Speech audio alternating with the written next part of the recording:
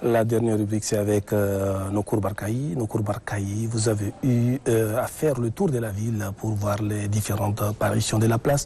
Qu'est-ce que nous retiendrons cette semaine? Merci et bonjour à nos téléspectateurs. Nous avons pour cette semaine une revue de presse, des journaux en ordre dispersé. Nous démarrons cette revue des titres avec le journal l'hebdomadaire Le Potentiel. Oui. Mundou, l'orpheline, c'est le titre de l'hebdomadaire Le Potentiel. Selon nos confrères, réputée ville rebelle de tous les temps, Mundou sombre à cause des soubresauts engendrés par la transition.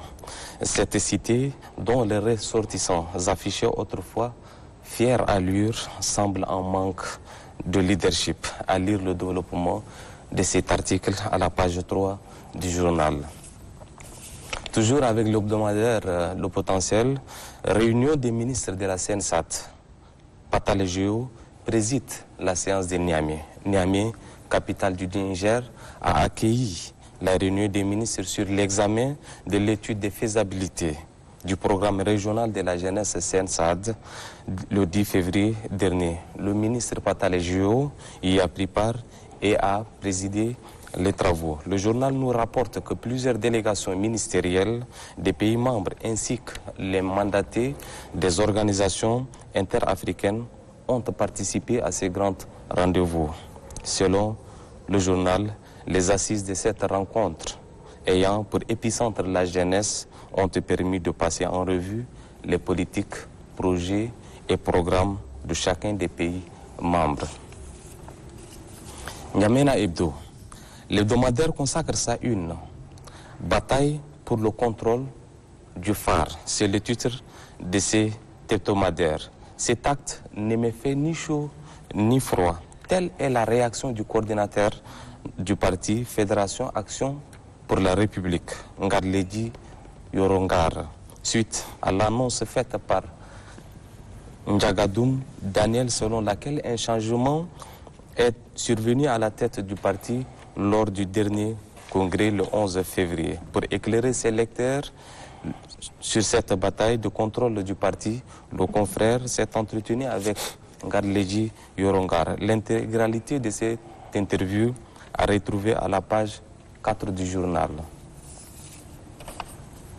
L'éclairage. Le ministre des Finances, du Budget et des Comptes publics, M. Tahir Hamidingli, a accordé une interview à notre confrère du journal L'éclairage. Nous sommes dans une année d'intégration globale et de gestion informatisée des régies financières, a-t-il martelé le chef du département des finances. Entretien à retrouver à la page 4 et 5 du journal. Le ministre tchadien de l'aviation civile rappelle les compagnies aériennes à l'ordre.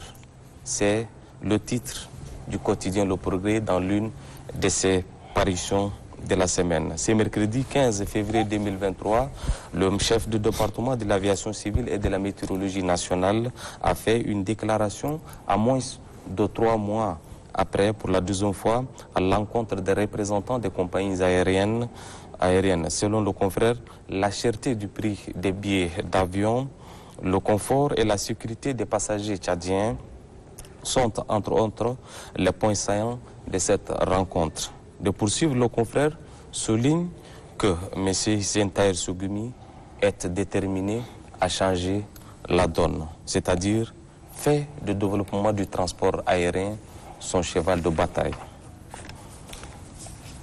La nouvelle centrale de Gassi bientôt mise en service. C'est le titre du journal Le Sahel. Selon le confrère, la ministre déléguée auprès du ministère des Hydrocarbures, chargée de l'indépendance énergétique, Dr Ramatou Mamatoutoin, a présidé ce 11 février une séance de travail pour accélérer la mise en œuvre du projet de la centrale électrique de Gassi. Le quotidien nous informe que la ministre a instruit les responsables techniques de la SNE d'accélérer la mise en service de la nouvelle centrale. Cette centrale pourrait permettre une augmentation supplémentaire de production de 40 MW des capacités de la SNE, soulignent les responsables du ministère. Enfin, nos cours et un acte de bienfaisance est souligné par le journal L'Info. Le Premier ministre aux côtés des enfants, c'est le titre du journal L'Info. Le Premier ministre des Transitions, Saleh Kebzabo, a visité tour à tour, le samedi 11 février, 2 centres d'accueil des orphelins, à savoir la Fondation Noho Tindo et Shalom Orphelina, 6 respectivement au 7e et 6e arrondissement de N'Djamena. Le chef du gouvernement a fait des dons, des vivres et des non-vivres aux orphelins. C'est lui qui caresse la chevelure d'un orphelin par compassion recevra un bienfait pour chaque cheveu que sa main aura touché. C'est dans ce sens que le Premier ministre de transition reste sensible aux conditions difficiles des vies des enfants orphelins, a-t-il indiqué le confrère. Merci Nokour pour ce résumé. À nous retrouver, Inch'Allah, la semaine prochaine pour un autre résumé, bien sûr. Merci beaucoup et bon week-end à nos téléspectateurs. Merci mesdames et messieurs à vous tous de nous suivre sur Téléchat et surtout dans l'émission. مشاهدينا حتى نلتقي بكم الأسبوع المقبل نترككم في أمان الله وحفظه إلى اللقاء.